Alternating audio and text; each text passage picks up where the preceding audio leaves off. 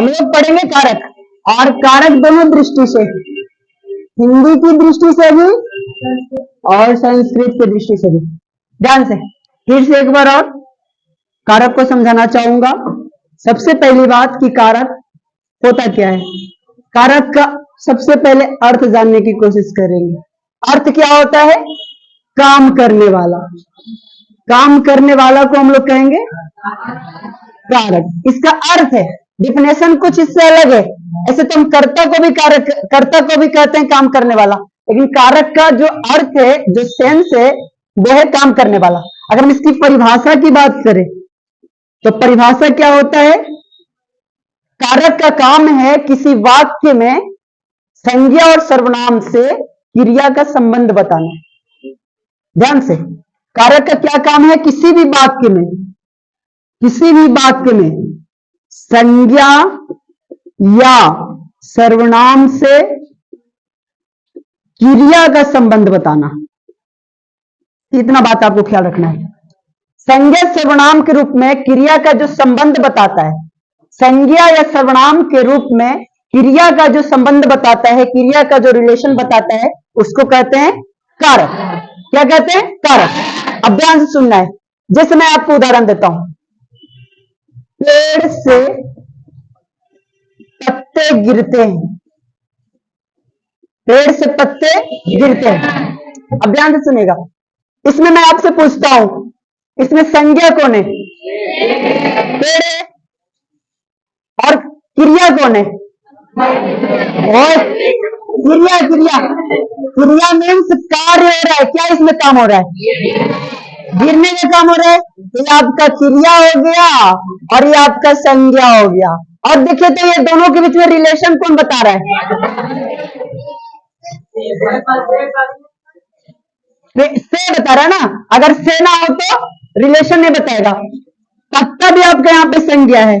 इसको मैं थोड़ा सा हटाता हूं। पत्ता जो संज्ञा है और पत्ता जो गिरने का काम कर रहा है, इसके बीच का रिलेशन कौन बता रहा है? से।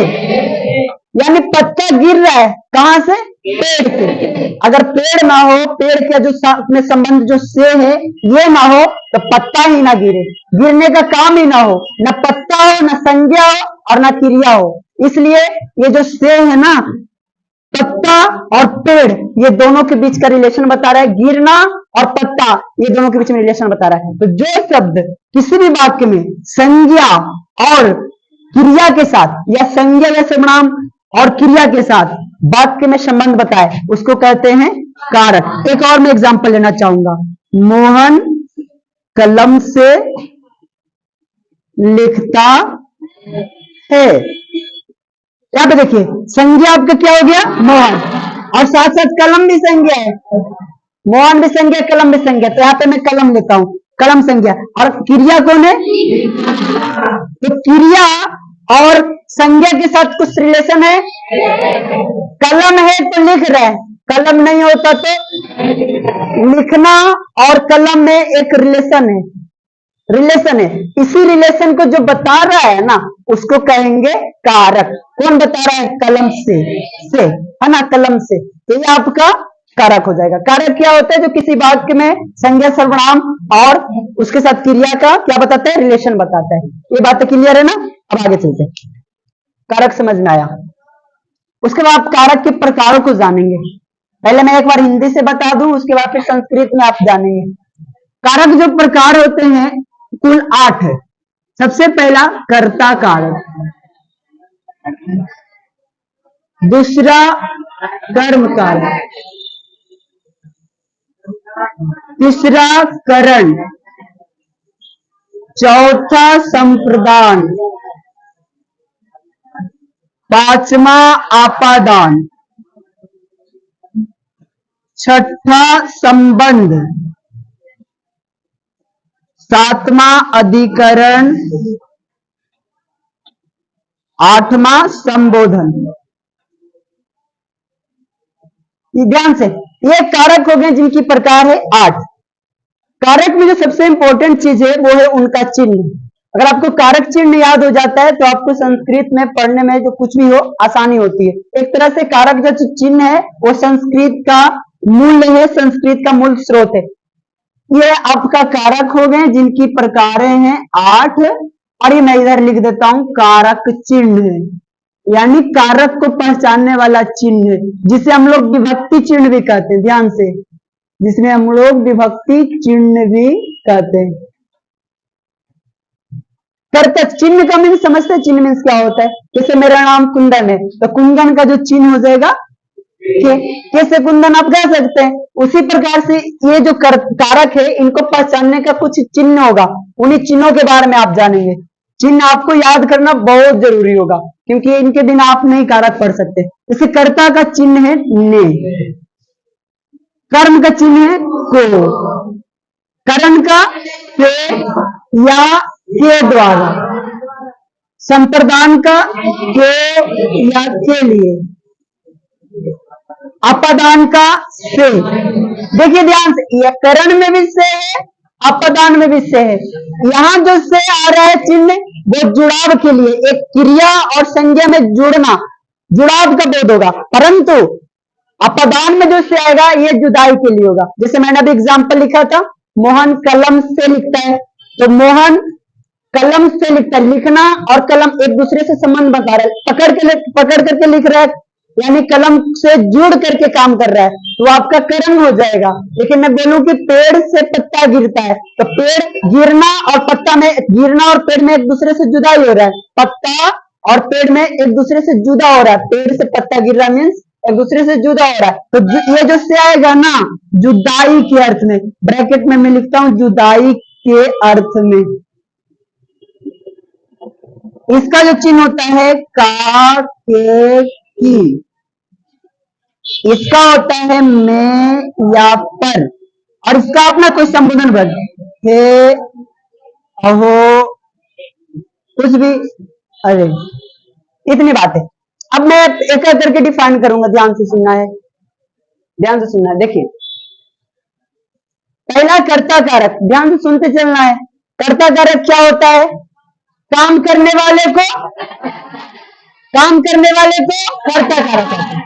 मैं लिखूं, अगर मैं लिखूं कि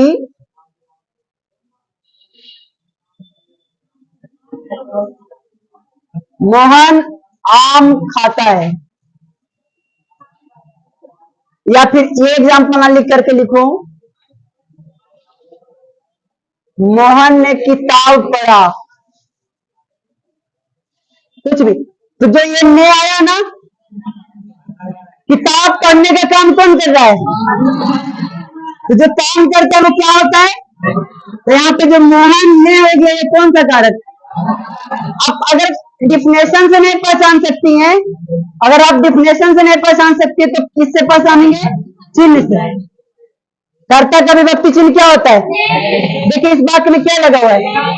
ने लगा हुआ है, तो कौन कारक? कर्ता कारक। तो काम करने वाले को कर्ता कारक कहते हैं। जैसे मोहन ने किताब पढ़ा, किताब पढ़ने का काम कौन किया? मोहन। तो मोहन ने कौन सा कारक? कर्ता कारक। ठीक है, दूसरा एग्जाम्पल, दूसरा आप समझे, कर्म कारक क्या होता है? अब कोई काम करता है, तो काम करता है तो किस काम करने का कुछ ना कुछ तो फल पड़ता होगा, कुछ ना कुछ किसी पे प्रभाव पड़ता होगा। तो काम करने का फल या प्रभाव जिस पर पड़ता है, उसको कहते हैं कर्म कारक। काम करने का फल या प्रभाव जिस पर पड़ता है, उसे कौन सा कारक? कर्म कारक। जैसे मैं लिखता हूं, राम ने रावण को मारा। देखिए, राम तो काम कर रहा है मारने का, ध्यान से, राम क्या कर रहा है? काम मारने का। राम ने यहाँ पे कर्ता कारक, राम ने कौन सा कारक? कर्ता कारक। लेकिन राम क्या काम कर रहा है? मारने का। किसको मारने का? किसको मारने का? तो रावण को कौन सा कारक हो जाएगा? कर्म कारक। कर्म कारक। बातें ख्याल रखना, ठीक ना? काम करने वाले को कर्ता कारक, और काम करने का फल जिसे पड़े कर्म कारक। बातें क्लियर है ना? उसके बाद आइए आगे की बात। तीसरा ध्यान से इसमें क्या होता है? कोई भी आप काम करिएगा तो किसी न किसी चीज का सहायता जरूर लीजिएगा। हाँ जी, सहायता लीजिएगा ना? तो काम करने में जो सहायता करता है ना, काम करने में जो मदद करता है उसी को कहते हैं करण कारक। काम करने में जो मदद करते हैं कौन करे? करण कारक। जैसे मैं लिखता हूं एग्जाम्पल, राम किताब से पढ़ता है। राम किताब से, राम काम कर रहा है पढ़ने का। राम क्या काम कर रहा है? पढ़ने का। किससे? माइक लो ना, माइक थोड़ा बोलने में। राम काम कर रहा है किससे? किताब से। पढ़ने का जो काम कर रहा है किससे कर रहा है? अगर किताब ना हो तो बेचारा पढ़ नहीं पाएगा, तो वो पढ़ नहीं पाएगा। तो जो किताब है ये राम को पढ़ने में क्या कर रहा है? सहायता कर रहा है। राम को पढ़ने में सहायता कर रहा है। तो किताब से कौन सा कारक हो जाएगा? करण कारक। फिर से ध्यान से सुनिएगा, ध्यान से। काम करने में जो सहायता करता है उसे कहते हैं करण कारक। फिर से, किसी काम को करने में जो सहायता करता है उसे कौन सा कारक? करण कारक। जैसे मैंने लिखा है, राम किताब से पढ़ता है। राम किताब से पढ़ता है, राम किताब से पढ़ता है, यानी जो राम को पढ़ने का काम हो रहा है उसमें मदद कौन कर रहा है? किताब। तो किसी काम को करने में जो सहायता करता है उसी को कहते हैं करण कारक। मैं एक और एग्जांपल बोलता हूं, राजा हाथी से जाता है, हाथी के द्वारा जाता है, दोनों एक ही है। अब राजा जाने का जो काम कर रहा है किसकी सहायता से? हाथी ना हो तो बेचारा जा नहीं सकता। तो किसी काम को करने में जो सहायता करता है उसी को कहते हैं करण कारक। इसका चिन्ह क्या होता है? से या के। जहां भी से या के द्वारा मिले कौन सा कारक होगा? करण कारक। लेकिन याद रखिएगा, जुड़ने के संबंध में, अब राजा हाथी से जा रहा है तो हाथी और राजा में जुड़ाव है ना, कि हाथी नीचे जा रहा है, राजा नीचे जा रहा है, हाथी भी नीचे जा रहा है, ऐसा थोड़ी ना है। दोनों में जुड़ाव है। जुड़ाव का बोध तो करण कारक। संप्रदान की बात करें, संप्रदान को कहते हैं जिसके लिए काम किया जाए, जिसके लिए काम किया जाए उसे कहते हैं संप्रदान कारक। जैसे मैं लिखता हूं एग्जाम्पल लिखता हूं, माता गणेश के लिए लड्डू लाती है, लड्डू लाती है। अब अगर माता कौन काम कर रही है? लड्डू लाने का। माता कौन सी काम कर रही है? लड्डू लाने का। किसके लिए? हाँ जी, किसके लिए? गणेश के लिए। तो किसी के लिए काम करना, जिसके लिए काम किया जाता है, ध्यान से, जिसके लिए काम किया जाता है उसे कहते हैं संप्रदान कारक। यहाँ पे माता गणेश के लिए काम कर रही है तो संप्रदान कारक कौन हो जाएगा? गणेश के लिए। किसके लिए माता काम कर रही है? गणेश के लिए। अब ऐसे भी याद रखिएगा, संप्रदान कारक का चिन्ह होता है को या के लिए। देखिए के लिए है ना लगा हुआ, संप्रदान कारक। नेक्स्ट, अप्रदान कारक। जुदाई के अर्थ में, जुदाई के अर्थ में कौन सा कारक होता है? अप्रदान कारक। अप्रदान कारक। जैसे मैं लिखता हूं एग्जाम्पल, पेड़ से पत्ता गिरता है। देखिए, पेड़ से पत्ता गिरता है, पेड़ से पत्ता गिरता है। अब पेड़ और पत्ता में क्या संबंध रहा? कोई संबंध नहीं, जुदाई हो गया ना। पेड़ पत्ता क्या हो गया? पेड़ से जुदा हो गया। तो जुदाई के अर्थ में कौन सा कारक होगा? अप्रदान कारक। बिल्ली छत से कूदी, पहले छत पे थी, अब छत से क्या हो गई? कूदी। तो बिल्ली और छत में जुदाई हो गया ना, तो जुदाई के अर्थ में कौन कारक?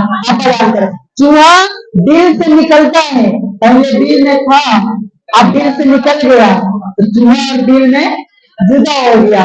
और एग्जाम्पल सुनिए, और एग्जाम्पल, गंगा हिमालय से निकलती है। फेमस एग्जाम्पल है संस्कृत का।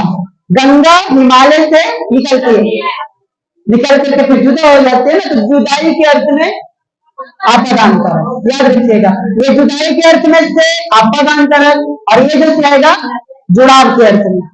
संबंध कारक की बात करें जिसका होता है काके की, संबंध कारक में एक दूसरे का संबंध बताना। वैसा कारक जो दो व्यक्तियों या दो वस्तुओं के बीच परस्पर संबंध बताता हो, वैसे कारक को कहते हैं संबंध कारक। वैसे कारक को कौन सा कारक? संबंध कारक। जैसे जैसे मैं दिखाता हूं, बिहार की राजधानी पटना है। अब देखिए बिहार और पटना में रिलेशन है किसका? राजधानी, राजधानी है बिहार, पटना की क्या है? वो मत कीजिएगा, बिहार की राजधानी कौन है? पटना है। तो इसमें संबंध कौन बता रहा है कि, है ना, राजधानी पटना जो राजधानी है किसका? किसकी? बिहार का। किसकी राजधानी है पटना? बिहार की। तो ये जो बिहार की होगा ये हो जाएगा संबंध कारक। और मैं एग्जाम्पल बोलता हूँ, राजा दशरथ के पुत्र राम है। अब राजा दशरथ के पुत्र कौन है? राम है। राम किसका पुत्र है? राजा दशरथ का। तो दशरथ का कौन सा कारक? संबंध कारक। समझे? सीता राम की पत्नी है। सीता किनकी पत्नी है? राम की। तो राम की कौन सा कारक? संबंध कारक। बातें समझ में आ रही है? हाँ जी, हाँ। तो ये काके की, इसका संबंध, जिस वाक्य में काके की आपको दिखाई देगा संबंध कारक। ओके, आगे। अधिकरण, कोई भी आप काम करते हैं तो उसमें जो आधार प्रदान करता है उसी को कहते हैं अधिकरण कारक। आधार में एक तरह से सहायता प्रदान करता है, तो अधिकरण कारक, जिनका चिन्ह क्या होता है? में या पर। अधिकरण का चिन्ह क्या होता है? में या पर। जैसे आप लोग अभी टेबल पे बैठे हुए, तो आपका बैठने का आधार क्या हो गया? Table, bench. अगर टेबल ना हो तो आप नीचे गिर जाएंगे या गिर जाएंगे, है ना। तो बैठने का आधार टेबल हो गया। तो जहां भी मेप पर आपको दिखाई दे तो अधिकरण का। जैसे मैं एक बात लिख देता हूं, शेर जंगल में रहता है। अब ये जो रहने का काम शेर कर रहा है उसका आधार क्या है? कहाँ रहता है? शेर रहने का काम करते हैं, इसका आधार कौन है? जंगल में। अगर जंगल ना हो तो वो नहीं रह पाएगा, जहां कहाँ रहेगा? तो शेर जंगल में रहता है, चिन्ह देख लीजिए और आधार देख लीजिए, दोनों तरह से ये अधिकरण कारक होगा। पक्षी पेड़ पर रहती है, रहती है कहाँ? पेड़ पर। रहने का जो आधार है उसका कौन है? पेड़। और चिन्ह भी देख लीजिए, पेड़ पर।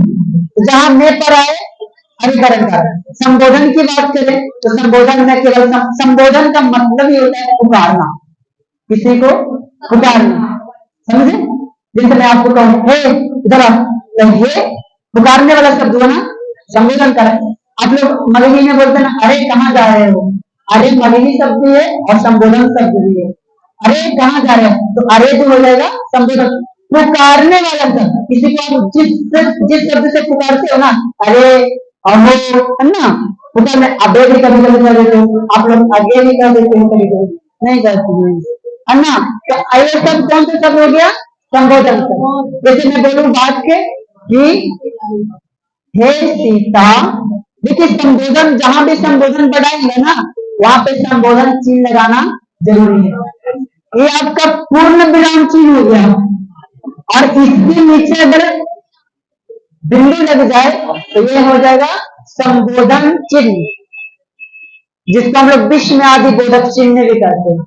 ये पूर्ण विराम चिन्ह और ये संबोधन चिन्ह, नीचे बिंदु लग जाए तो जहां भी है आगे ये सब आए बात से, वहां पे आपको ये चिन्ह लगा देना है। समझ में आया? वहां पे ये चिन्ह लगा देना है, हे सीता वन जाओ, जंगल जाओ, कुछ भी। हे पुकारने वाला वर्ड है तो हे पुकारने वाला वर्ड है, इसलिए हे संबोधन कारक हो जाएगा। बातें समझ में आई? एक बार फिर से रिविजन में करता हूं, ध्यान से 2 मिनट ध्यान से सुनेंगे, रिविजन पूरा का पूरा हो जाए। पहली बात है, ध्यान से सुनना है। पहली बात है कि कारक का मतलब होता है, कारक का मतलब होता है काम करने वाला, काम करने वाला। दूसरी बात है कि कारक कहते किसको है? जो वाक्य में संज्ञा सर्वनाम से क्रिया का संबंध बताए, जो वाक्य में संज्ञा सर्वनाम से क्रिया का संबंध बताए उसे क्या कहते हैं? कारक। वाक्य में क्या करेगा? संज्ञा या सर्वनाम से किसका संबंध बताएगा? क्रिया का संबंध बताएगा, तो कहेंगे उसे कारक। कारक के 8 प्रकार के होते हैं। काम करने वाले को कर्ता कारक, काम करने वाले को, काम करने का फर्ज किसको पड़े? काम कर, जिसके द्वारा काम किया जाए, जिसके लिए काम किया जाए, जुदाई के अर्थ में जो व्यक्ति या वस्तुओं के बीच में संबंध होता है और काम करने का आधार है, और ये संबोधन या पुकारने के अर्थ में संबोधन कारक है। ये चिन्ह हो गया। एक बार आप लोग चिन्ह याद करने की कोशिश कीजिएगा, एक कविता के माध्यम से, एक कविता जैसा, कर्ता कर्म से, कर्म से या संप्रदान से या आपदान से, संबंध के अधिकरण में या संबोधन से। ये चिन्ह आपको मदद करेगा कि कौन सा वाक्य, जो दिया गया वाक्य है वो कौन सा कारक का है। जैसे आप कहीं भी देख लीजिए, यहाँ पे माता गणेश के लिए लड्डू लाती है, जो के लिए है, लगा हुआ है, के लिए किसमें है, संप्रदान में। आपसे ऐसा प्रश्न पूछा जाएगा कि बिहार की राजधानी पटना है, इसमें कौन सा कारक है, जैसे की किसमें है, पूछा जाएगा आपसे, पूछा जाएगा कि राम किताब से पढ़ता है, इसमें कौन कारक है, से आया, ये कौन सा कारक हो गया, करण कारक। किताब पकड़ के पढ़ रहा है कि छोड़ के पढ़ रहा है, दूर देख के पढ़ रहा है, नहीं ना, किताब पकड़ के पढ़ रहा है, पास में रख के पढ़ रहा है, दोनों के बीच में जुड़ाव है, तो जुड़ाव में करण और जुड़ाई में आपदा। इतनी बात आपको ख्याल रखना। जब आप संस्कृत पढ़िएगा ना तो कर्ता कारक का 4-5 नियम,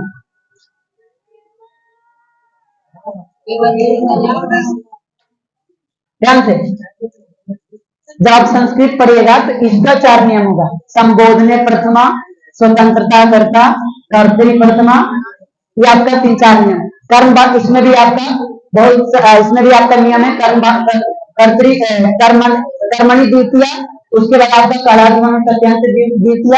करण में आएगा तो इसमें भी नियम है। संप्रदान में आप लोग एक चीज पढ़ते होंगे ना, जब आप किसी पूजा में बैठते होंगे तो बोलता है शंकराय नमः, गणेशाय नमः, आग्नेय स्वाहा, कहते हैं ना, इसका मतलब क्या होता है, नहीं पता है ना। इस वीडियो करें, इस क्लास के बाद आप जब कारक पढ़ लीजिएगा तो जान जाएगा, है ना। कारक सब नियम है संस्कृत में जो आप पढ़ेंगे। जब आप कारक पढ़ लेंगे संस्कृत में तब जाकर के जो मैट्रिक बोर्ड एग्जाम में 6 नंबर का जो अनुवाद पूछता है, उसको आप बना पाइएगा, ठीक है, सुनना है। तो ये आपको लिखना है, कुछ बातें लिखनी है जरूर। इतना बातें किन डाउट है तो पूछ लीजिए, किनको कुछ डाउट है तो पूछ लीजिए। नो डाउट तो लिखिए, पेन डाउन।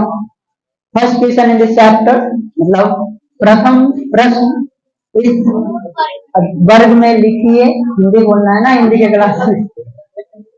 कारक किसे कहते हैं, नहीं जी,